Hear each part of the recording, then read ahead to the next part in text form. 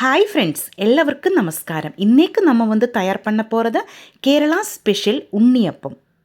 அரிசி ஊற வச்சு பாரம்பரியமான மெத்தடில் ரொம்ப சாஃப்டான உண்ணியப்பம் எப்படி தயார் பண்ணலாம் என்ன இந்த வீடியோவில் நான் சொல்கிறேன். அதுக்காக 2 கிளாஸ் பச்சரிசி நல்லா கழுகி க்ளீன் பண்ணியதுக்கப்புறமா 4 மணி நேரம் தண்ணியில் அப்படியே நமக்கு ஊற வச்சு எடுத்துடலாம். கேரளா ரெசிப்பிகளில் உங்களுக்கு பிடிச்ச ரெசிப்பிகள் கமெண்ட்டில் எழுதி போடுங்க. கண்டிப்பாக உங்களுக்காக நான் அது ஷேர் பண்ணுறேன்னு சொன்னதில் நிறைய ஃப்ரெண்ட்ஸை எனக்கு கமெண்ட் போட்டிருந்தது. அதில் ஆஷா கிருஷ்ணவேணின்னு சொன்ன ஒரு சிஸ்டர் சஜஸ்ட் பண்ணிய ரெசிப்பி தான் இந்த உண்ணியப்பம் ரெசிப்பி. உங்களுக்கு எந்த ரெசிப்பி வேணுமோ அது நீங்கள் கமெண்ட்டில் எழுதி போடுங்க. கண்டிப்பாக உங்களுக்காக நான் அந்த வீடியோ நெக்ஸ்ட் டேலேருந்து அப்லோட் பண்ணுறேன். இப்போ 4 மணி நேரம் அரிசி நமக்கு தண்ணியில் அப்படியே ஊற வச்சு எடுத்துடலாம். இனி 300 கிராம் வெல்லம் நான் எடுத்திருக்கு.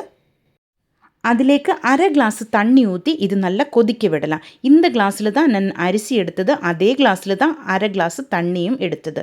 இது நல்லா கொதிச்சதுக்கப்புறமா ஒரு வடிகட்டியில் கரெக்டாக ஃபில்டர் பண்ணியதுக்கப்புறமா இன்னொரு பாத்திரத்திலேக்கு நமக்கு எடுத்து ஆறதுக்கு விடலாம். வெல்லத்தின் பானி நல்லா ஆறியதுக்கப்புறமா நமக்கு அரிசியில் நின்று தண்ணி மாற்றி இப்படியே வடித்து போட்டதுக்கப்புறமா மிக்சியோட ஜார்லேக்கு எடுக்கலாம். இப்போ பாதி அரிசி தான் நான் எடுத்திருக்கு. அதிலேக்கு நம்ம நல்லா ஆறிய நம்ம வெல்லத்திൻ്റെ பானி ஊற்றி நல்லா ஃபைனாയിട്ട് നമുക്ക് അരച്ചെടുக்கலாம். மீதி அரிசியும் வெல்லத்திൻ്റെ பானியே ஊற்றி கூட 2 பழம் கூட சேர்த்து நல்லா ஃபைனாയിട്ട് നമുക്ക് அரைச்செடுக்கலாம்.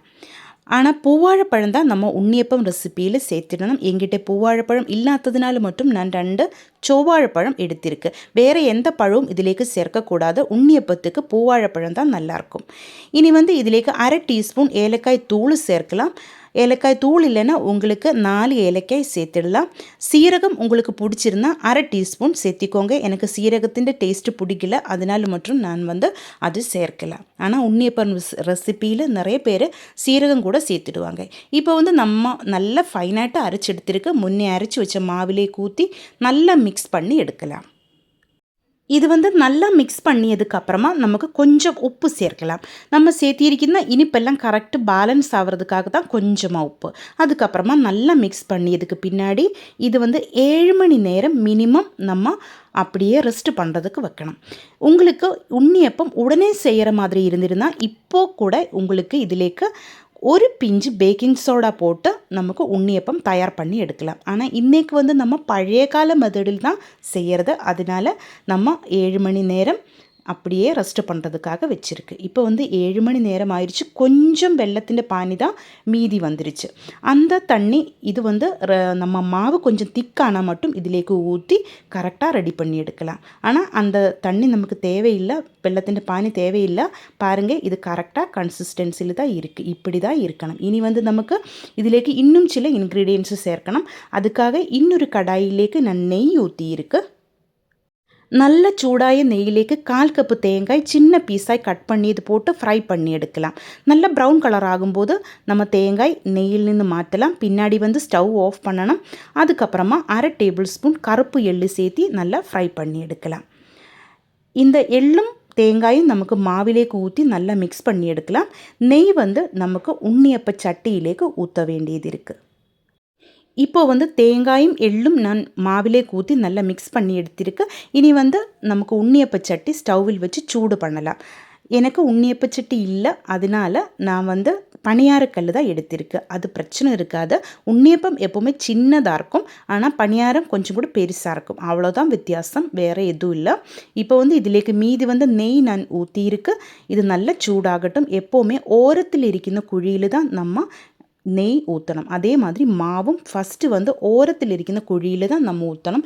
எப்போவுமே நம்ம பணியாரக்கல்லில் உண்ணியப்ப சட்டியில் ஓரத்தில் இருக்கிற குழி லேட்டாக தான் சூடாகும். அதனால் நம்ம எப்போவுமே ஓரத்தில் இருக்கிறதில் தான் ஃபஸ்ட்டு ஊற்றி நல்லா சூடு பண்ணணும். சென்டரில் குழி சீக்கிரம் சூடாயிடும். அதனால் நம்ம ஒரே டைமில் எல்லா உண்ணியப்பவும் கரெக்டாக வெந்து வர்றதுக்காக தான் இந்த டிப்பு செய்கிறது. இப்போ எல்லா குழியிலும் நெய் தான் ஊற்றியிருக்கு. இனி நமக்கு நல்ல சூடாயதுக்கப்புறமா மாவு இதிலேக்கு ஊற்றலாம். பாதி தான் ஊற்றியிருக்கு. இது நல்லா பொங்கி வரும். நெய்க்கு பதிலாக உங்களுக்கு தேங்காய் எண்ணெயோ அதே மாதிரி சன்ஃப்ளவர் ஆயிலோ யூஸ் பண்ணலாம். ஆனால் நெய்யில் செய்கிற உண்ணியப்பம் நல்ல டேஸ்ட்டாக இருக்கும். இப்போ வந்து എല്ലാ ഓരത്തിലിരിക്കുന്ന കുഴിയിലും ഞാൻ മാവ് ഊറ്റിയിരിക്കും. കടസിയിൽ നമുക്ക് സെൻറ്ററിലെ കുഴിയിലേക്ക് മാവ് ഊറ്റலாம். സ്റ്റൗ வந்து மீடியம் ஃப்ளேமிலும் ஹை ஃப்ளேமிலும் இடையில் தான் வைக்கணும். லோ ஃப்ளேமில் வைக்கக்கூடாது. லோ ஃப்ளேமில் வச்சு நம்ம உன்னியப்பம் செஞ்சுருந்தால் நிறைய எண்ணெய் அது பிடிச்சிடுவாங்க. அதனால தான் இந்த மாதிரி மீடியம் ஃப்ளேமிலும் ஹை ஃப்ளேமிலும் இடையில வச்சு கரெக்ட் பாகத்தில் வேக வச்சு எடுத்துக்கோங்க. இப்போ வந்து இது நமக்கு திருப்பி போடலாம். இந்த மாதிரி திருப்பி போட்டு கரெக்டாக வேக வச்சு எடுத்துகிட்டே இருக்கணும். தீஞ்சு போகாமல் பார்க்கணும். நம்ம உன்னியப்பம் வந்து டார்க் கோல்டன் ப்ரௌன் கலர் ஆகணும். அப்போது வந்து கரெக்டாக நம்ம உன்னியப்பம் வெந்திருக்கும். பாருங்கள், இப்படி திருப்பி போட்டு நமக்கு வேக வச்சு எடுக்கலாம். நம்ம எடுத்த மாவிൻ്റെ மெஷர்மெண்ட் வச்சு 32 உன்னியப்பம் நமக்கு கரெக்டாக செஞ்செடுக்கலாம். இப்போ வந்து லைட் கோல்டன் ப்ரௌன் கலர் ஆகிருக்கு. ஆனால் இன்னும் கொஞ்சம் நேரம் கூட வேணும்.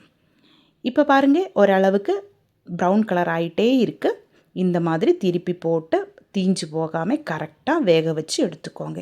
கேரளா சദ്യகளிலும் அதே மாதிரி கோவில்களிலும் எல்லாம் இதே பிரசாதமாக கூட கொடுத்துடுவாங்க.